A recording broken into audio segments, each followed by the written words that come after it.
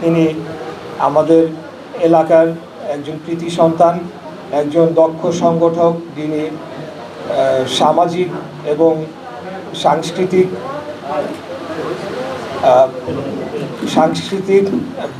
সংস্কৃতির বিকাশে আমাদের ঢাকা ৬ আসনে অনেক কাজ করে যাচ্ছেন জনাব জাহাঙ্গীর শিকদার, এবং আমাকে সবসময় তিনি সমর্থন করে গিয়েছেন। ওনার অনুরোধ এবং ওনার দাওয়াতে আজকে এই অনুষ্ঠানে আসতে পেরে এবং প্রধান অতিথি হিসেবে আমি উপস্থিত হতে পেরে আমি গর্বিত বোধ করছি। এখানে অনেক মুরব্বী সিনিয়র রাজনৈতিক ব্যক্তিত্ব নেতৃবৃন্দ রয়েছেন, তো তাদের মাঝে উপস্থিত হয়ে প্রধান অতিথি হিসাবে বক্তব্য রাখছি। সেটার জন্য আমি মহান রব্বুল আলামিনের দরবারে শুকরিয়া জানিয়ে আমার বক্তব্য শুরু করছি। আমি দুঃখিত যদি কারো নাম এখানে আমি উল্লেখ করতে ভুলে গিয়ে থাকি। সকলের নাম পরিচয় পর্ব করিয়ে দিলাম না। আমরা নিশ্চয়ই সকলেই সবাইকে খুব ভালোভাবে আমরা আন্তরিকভাবে চিনি। তো আমি দীর্ঘক্ষণ যাবৎ আমার পূর্ববর্তী যে সকল বক্তারা বক্তব্য রেখে গিয়েছেন ওনাদের বক্তব্যগুলো শুনছিলাম। বিশেষ করে আমাদের বাংলা যে বঙ্গাব্দ অথবা বাংলা যে সাল রয়েছে সেটির যে ইতিহাস, এই ইতিহাসটা এটা খুব আশ্চর্যজনক হবে না যদি বলি যে আমারও সঠিক ইতিহাসটি জানা ছিল না, আমি আজকে আপনাদের মাধ্যমে জানতে পারলাম। তো আমার মনে হয় যে আমাদের যে নতুন প্রজন্ম বা তরুণ প্রজন্ম যেভাবেই বলি না কেন, সবসময় নতুন প্রজন্ম বা তরুণ প্রজন্ম থাকবে। তো তাদেরকে আমাদের বাংলা এই মাটির যে ইতিহাস এবং আমাদের বাংলা নববর্ষ কিভাবে সেটার উদ্ভব হলো, কিভাবে সেই ইতিহাসটা আসলো, সেটা শেখানোটা অত্যন্ত প্রয়োজনীয় বলে আমি মনে করি। আমি নিজে ইংলিশ মাধ্যমে পড়েছি, স্কলাস্টিক স্কুলে পড়াশোনা করেছি। সেখানে আমাদের বাংলা সাবজেক্ট ছিল না সেটা বলবো না, তবে এত ব্যাপকভাবে আমাদের নিজস্ব সংস্কৃতি, আমাদের নিজেদের ইতিহাস, বাংলার ইতিহাস, এই বিষয়গুলা সেভাবে সেখানে পড়ানো হয় নাই। তো আমি আগামী দিনে আশা রাখি যে আমাদের নতুন সরকার, বাংলাদেশ জাতীয়তাবাদী দলের নেতৃত্বে যে সরকার গঠন হয়েছে এবং ত্রয়োদশ জাতীয় নির্বাচনের মাধ্যমে আমরা যে সরকার গঠন করেছি, সেখানে ঢাকা ৬ আসনে আপনারা এখানে অনেকেই উপস্থিত রয়েছেন। এই ঢাকা ৬ আসনের মধ্যে বাংলা বাজার যে প্রকাশক এবং প্রকাশনী, বিভিন্ন প্রেস এবং বিভিন্ন বই পুস্তক সংগঠনের ওখানে উপস্থিতি রয়েছে।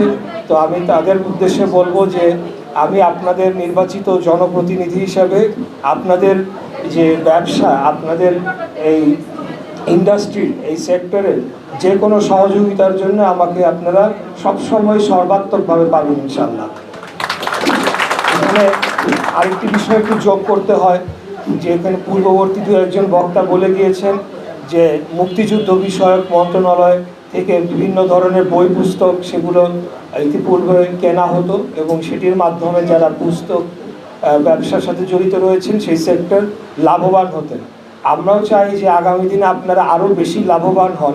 তবে এখানে একটা প্রশ্ন, আমার একটা কথা রয়েছে, সেটি হলো বিগত 17 বছরে আমরা দেখেছি যে কিভাবে চাটুকারিতা এবং তৈলমর্দনের জন্যে বিভিন্ন বই পুস্তক লেখা হয়েছে, সেখানে ইতিহাসকে বিকৃত করা হয়েছে, মুক্তিযুদ্ধের ইতিহাসকে বিকৃত করে এক ব্যক্তির একটা সম্পত্তিতে রূপান্তরিত করা হয়েছিল, যার মাধ্যমে সেটিকে পুঁজি করে একটা ফ্যাসিবাদী একটা মাফিয়াতন্ত্র কায়েম হয়েছিল।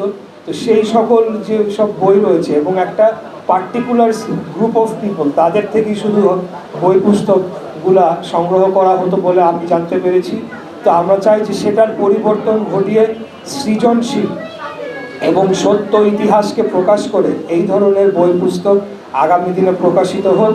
সেটি আমার বিশ্বাস যে শুধু মুক্তিযুদ্ধ বিষয়ক মন্ত্রণালয় নয়, সব মন্ত্রণালয়েরই তাদের নিজস্ব প্রকাশনা রয়েছে। তো সেখানে সেগুলোকে সংগ্রহ করা হবে এবং আপনারাও তার মধ্যে লাভবান হবেন।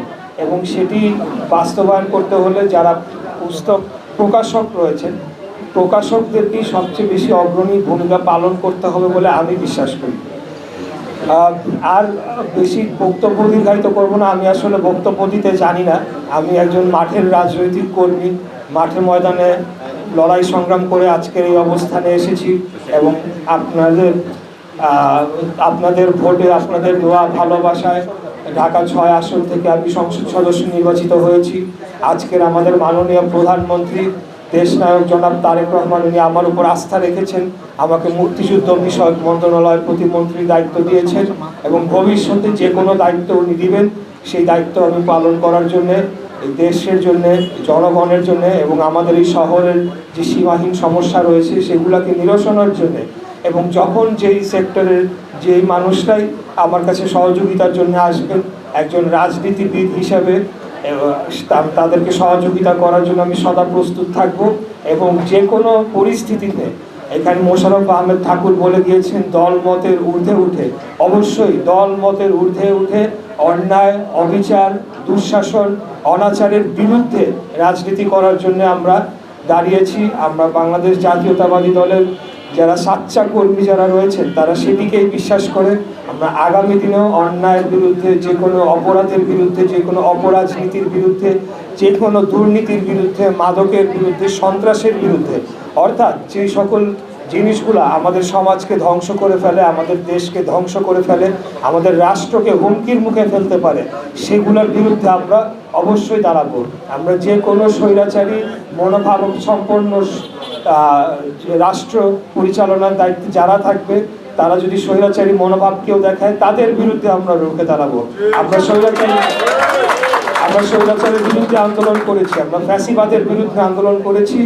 আমি অন্তত আবার যে উত্থানটা হয়েছে ফ্যাসিবাদী বিরোধী আন্দোলনে, রাজপথে আন্দোলন করতে গিয়ে, সেটাই আমার শিকড়, সেটাকে আমি কোনোদিনও ভুলে যাব না ইনশাল্লাহ। আমি আপনাদেরকে কথা দিতে চাই আগামী দিনে আপনাদের দোয়া, ভালোবাসা, পরামর্শ নিয়ে রাজনীতিতে আমাকে আমার অবদান রাখার সুযোগটি করে নিতে চাই।